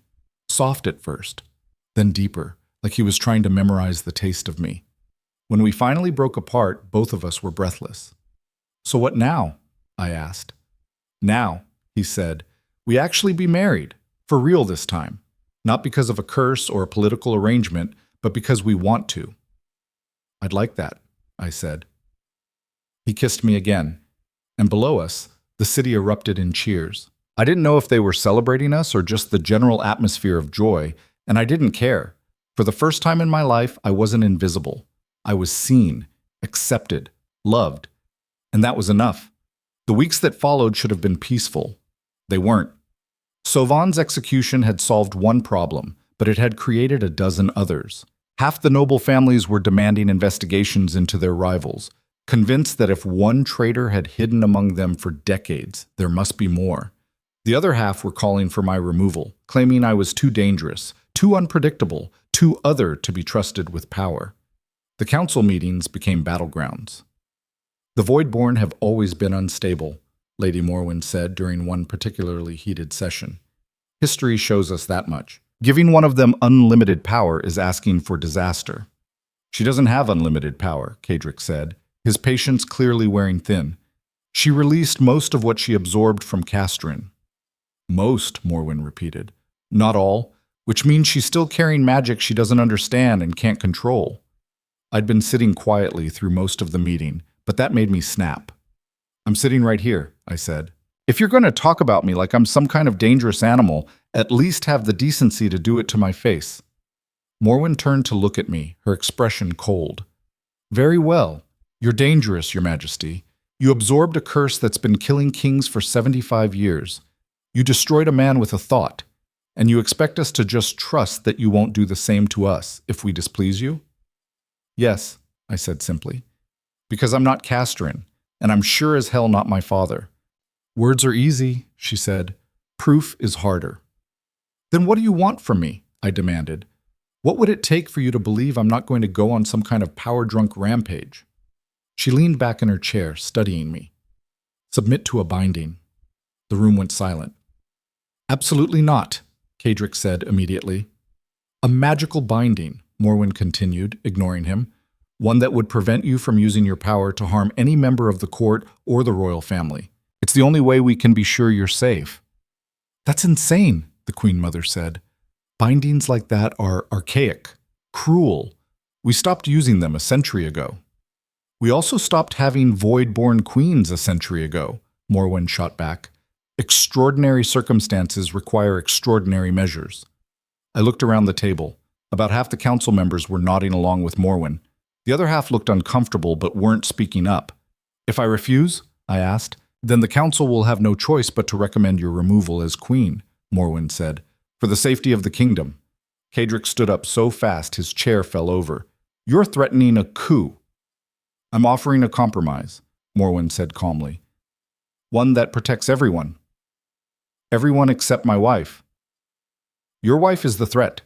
I put my hand on Kadric's arm before he could say something that would make things worse. I'll do it, I said quietly. He whipped around to stare at me. Lyra, no. I'll do it, I repeated, louder this time. On one condition. Morwen raised an eyebrow. And what's that?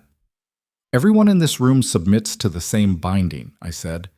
If you're so concerned about magical threats, then let's make sure none of you can use your power to harm the crown either. Her smile faltered. That's different, she said. How? I challenged. Either magical bindings are necessary for safety or they're not. You don't get to apply them selectively just because you're scared of me. Duke Aaron cleared his throat. The Queen makes a valid point. This is ridiculous, Morwen said. We're trying to protect the kingdom. From me, I finished. I get it. You think I'm dangerous. Maybe I am. But so is everyone else in this room. So either we all get bound or none of us do. I stood up, looking at each council member in turn. Your choice, I said. But I'm not going to be treated like a second-class citizen just because I was born different. The vote was called. 5 in favor of universal binding, 6 against. Morwen's motion failed. She stared at me across the table, her expression unreadable. Then she stood and walked out without another word. After the meeting, Kadric pulled me aside. That was either the bravest or the stupidest thing you've ever done, he said.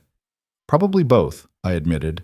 But I'm tired of defending myself. I saved your life. I broke the curse, and I'm still being treated like I'm the problem. He cupped my face in his hands. You're not the problem. They're just scared. Of what? I'm not going to hurt anyone. They're scared of change, he said. You represent something they don't understand, something that challenges everything they thought they knew about power and bloodlines, and who deserves to rule. So what do I do? You keep being yourself, he said, And you let them figure out that being different isn't the same as being dangerous. That night, I had the dream again. I was back in the servants' quarters, scrubbing floors, invisible to everyone around me. But this time, when I looked up, I saw myself standing in the doorway, wearing a crown, radiating power, completely unrecognizable. The queen version of me smiled. "You don't belong here anymore," she said. I looked down at my hands. They were glowing, the same silver light I'd seen when I absorbed Castrin's power. "I don't belong anywhere," I said. "Wrong," she said. "You belong exactly where you are. You just have to stop apologizing for it." I woke up gasping, the bond in my chest pulling tight. Kadric was already awake, sitting by the window, staring out at the darkness. "Can't sleep?" I asked. He shook his head. "Too much on my mind." I got out of bed and went to sit beside him. "Want to talk about it?" He was quiet for a moment, then, "I keep thinking about what Morwen said, about you being dangerous." My stomach dropped. "You think she's right?" "No," he said immediately. "But I think you're more powerful than either of us realized, and that scares me." "It scares me too," I admitted. He took my hand. "I'm not scared of you, I'm scared for you, because power like that, people are going to want it. Try to control it. Use it for their own ends." "Like my father did." "Exactly." I leaned against him, feeling the steady beat of his heart. "So what do we do?" "We figure out what you can actually do," he said. "Train you so you're not just reacting on instinct. Make sure you understand your own power before someone else tries to weaponize it."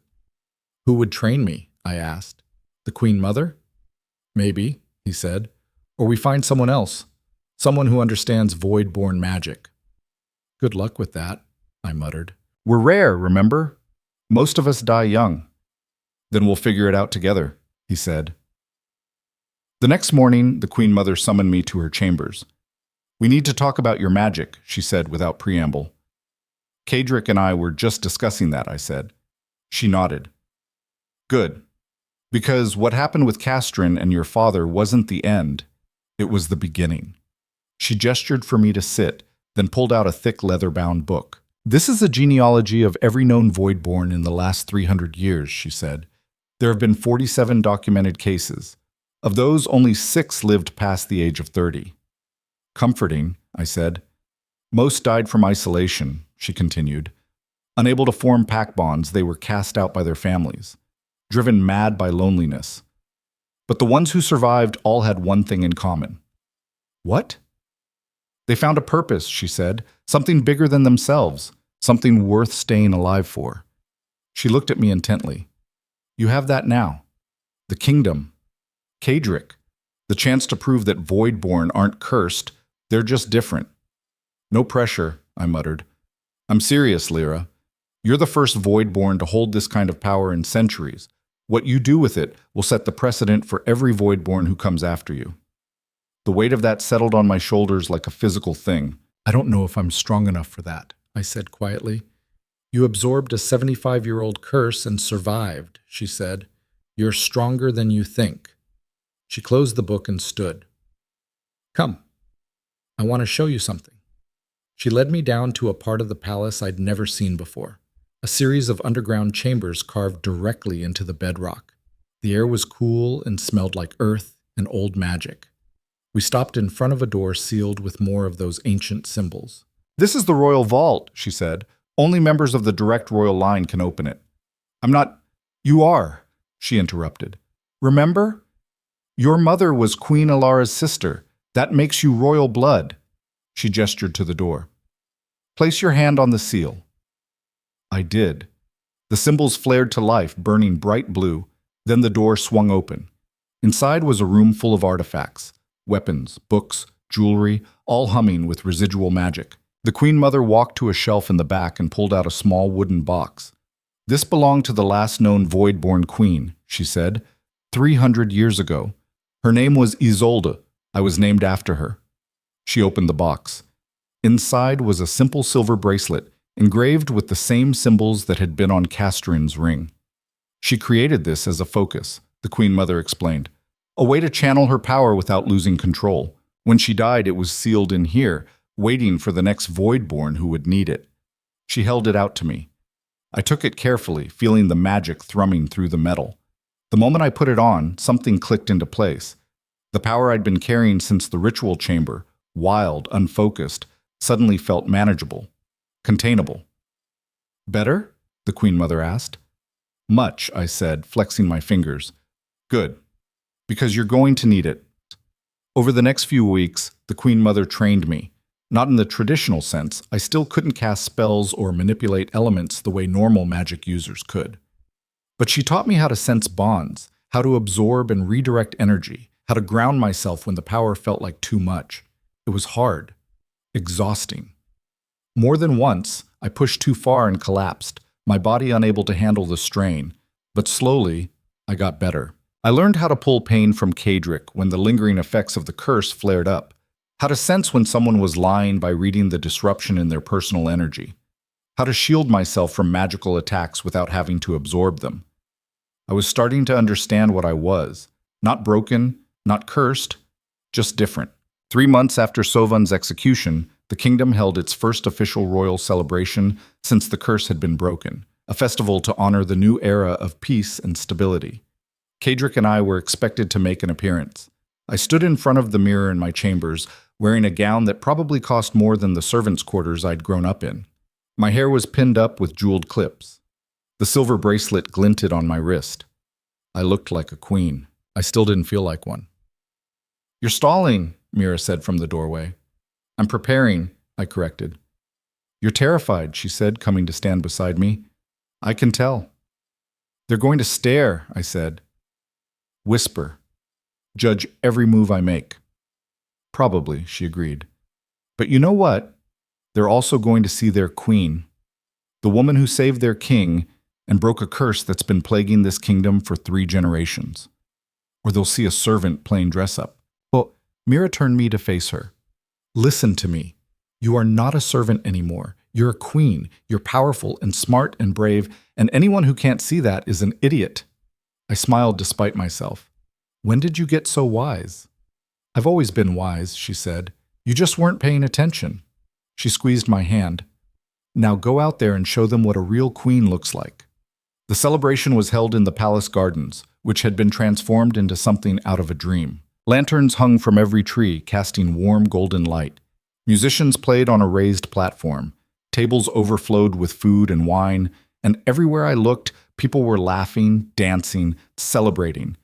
Kadric found me near the entrance, looking devastatingly handsome in formal black and silver. "Ready?"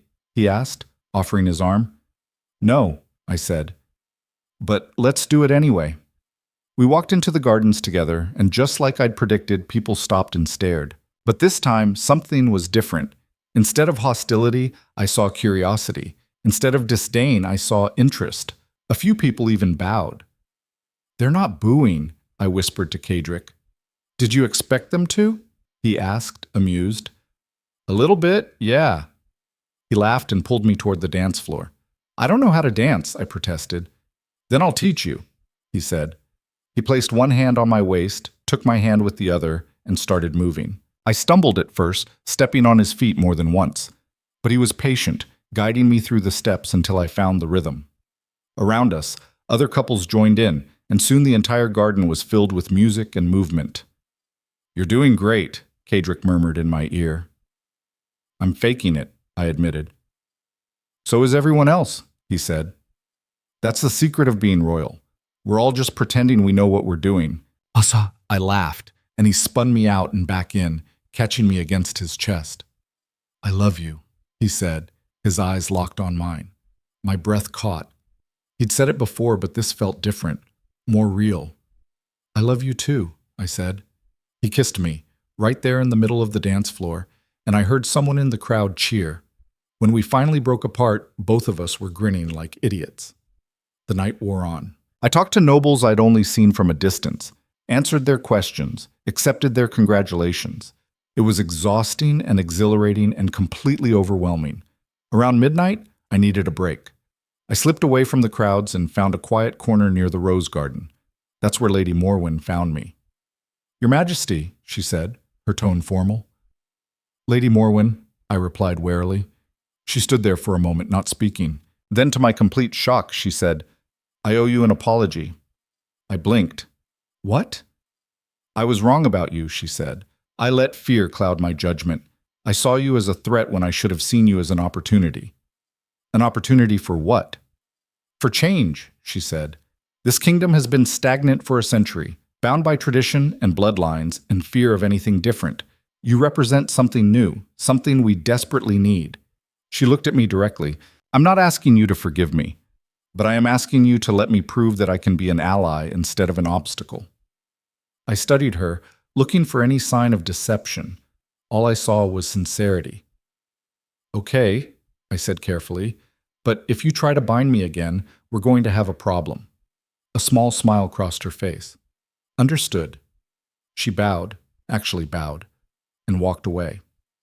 I stood there in the dark, trying to process what had just happened. "She apologized to you, didn't she?"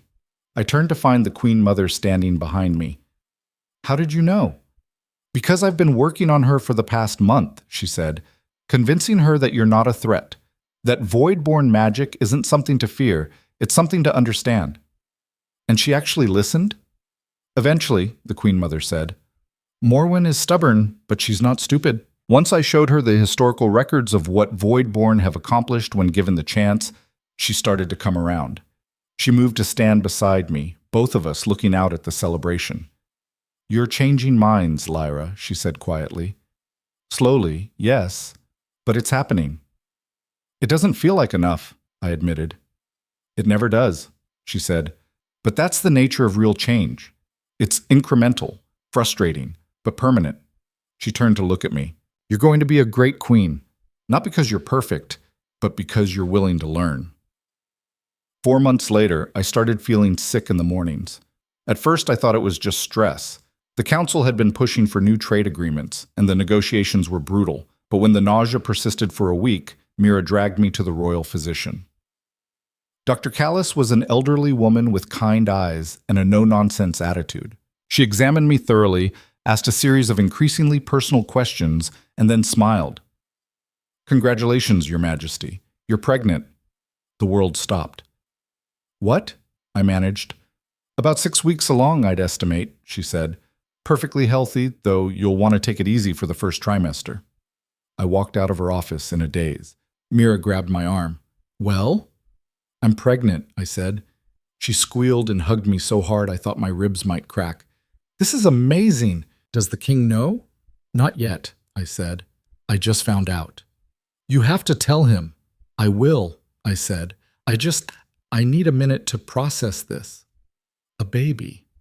I was going to have a baby. I'd never really thought about children. In the servants' quarters, having a child was just another burden, another mouth to feed. I'd seen girls my age get pregnant and disappear, sent away to have their babies in secret. But this was different. This baby would be royal, protected, loved. This baby would be mine and Kadrick's. I found him in his study, buried in paperwork as usual. "Hey," I said from the doorway. He looked up and smiled. "Hey yourself, how was your checkup?" "Interesting," I said, closing the door behind me. Something in my tone made him set down his pen. "Lyra? What's wrong?" "Nothing's wrong," I said quickly. "The opposite, actually." I walked over to his desk and took his hands. "I'm pregnant." For a moment he just stared at me, his expression blank. Then it cracked into the biggest smile I'd ever seen. We're having a baby," I confirmed. He stood up so fast his chair fell over, pulling me into his arms and spinning me around. "A baby," he kept repeating. "We're having a baby." "Yes," I said, laughing. "That's generally how this works." He set me down gently, his hands cupping my face. "Are you happy?" "Terrified," I admitted. "But yeah, I'm happy." Me too," he said, and kissed me. The pregnancy changed everything. The nobles who'd been skeptical of me suddenly became protective. Even Morwen softened, offering advice on royal births and naming traditions. The common people were thrilled. Everywhere I went, people congratulated me, offered blessings, touched my growing belly like it was good luck. And Kadrick became impossibly more devoted. He attended every physician appointment, read every book on childbirth he could find, and started building a nursery that was completely over the top. "We don't need a chandelier in the baby's room," I said, watching him direct the workers. "Every royal child has a chandelier," he insisted. "Our child is going to be different," I reminded him. "Exactly," he said, "which is why they deserve the best chandelier." I gave up arguing. The months passed quickly. My body changed in ways I wasn't prepared for. My back ached, my feet swelled, and I couldn't go more than an hour without needing to pee. But I also felt the baby move, felt the bond between us growing stronger with each passing day. I was going to be a mother. The thought still terrified me, but it also filled me with a sense of purpose I'd never felt before. This child would never feel unwanted, never be invisible. This child would know love from the moment they took their first breath. Labor started 3 weeks before the due date, in the middle of a council meeting.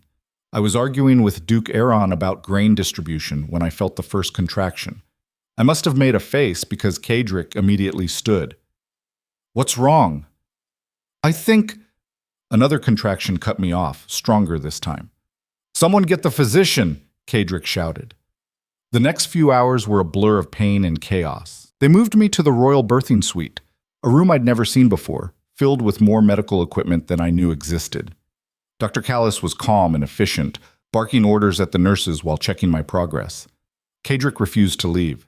He held my hand through every contraction, let me scream at him when the pain got too bad, whispered encouragement when I was sure I couldn't do it anymore. "You're doing so well," he kept saying. "I hate you," I panted.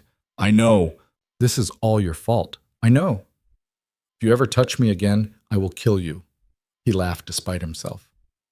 Noted. Finally, after what felt like a lifetime, Dr. Callis said the words I'd been waiting for. "One more push."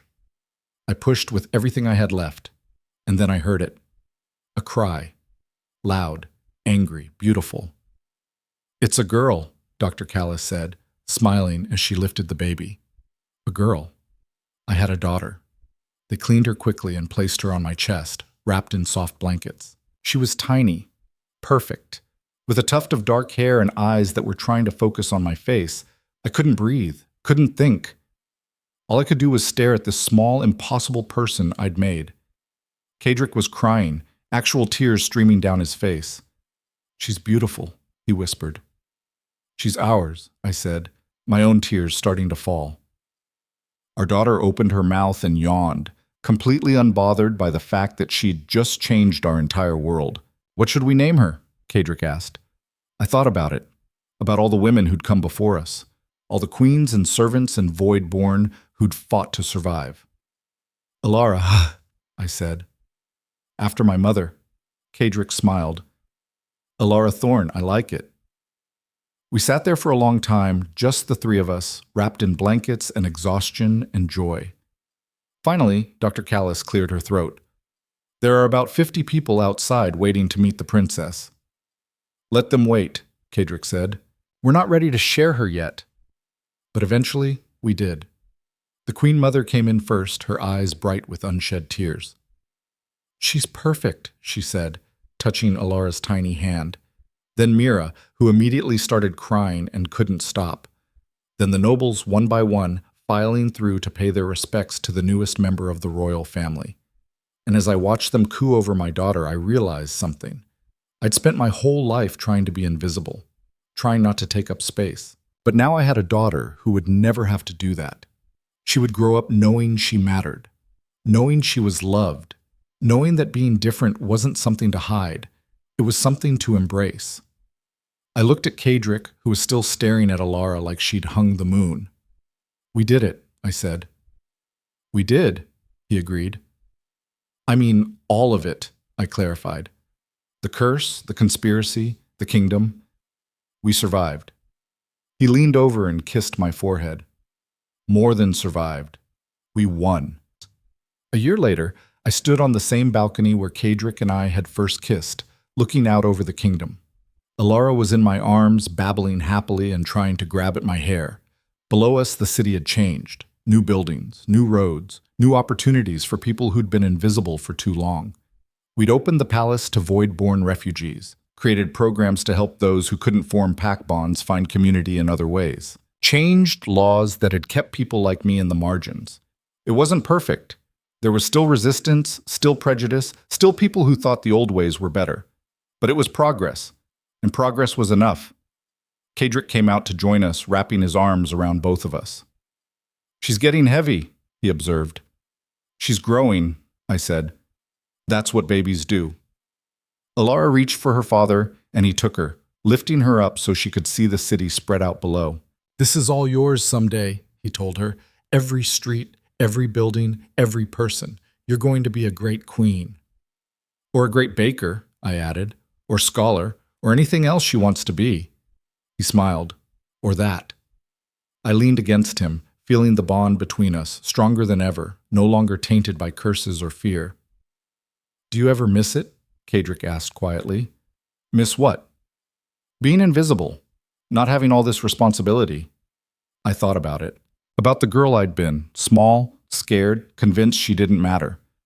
"No," I said. "I don't miss it at all." Because I'd learned something important over the past year. Being invisible wasn't the same as being safe. It was just another form of death. And I was done dying. I was done shrinking. I was done apologizing for taking up space. I was a queen, a mother, a survivor, and I was just getting started. Alara laughed, pure joy, and the sound echoed across the gardens. From invisible to undeniable. From curse to the one who ended the curse. From servant to queen. I'd rewritten my own fate. And now I was going to help my daughter write hers, whatever that looked like. The future stretched out before us, unknown, unpredictable, full of possibility. And for the first time in my life, I wasn't afraid of it. I was ready.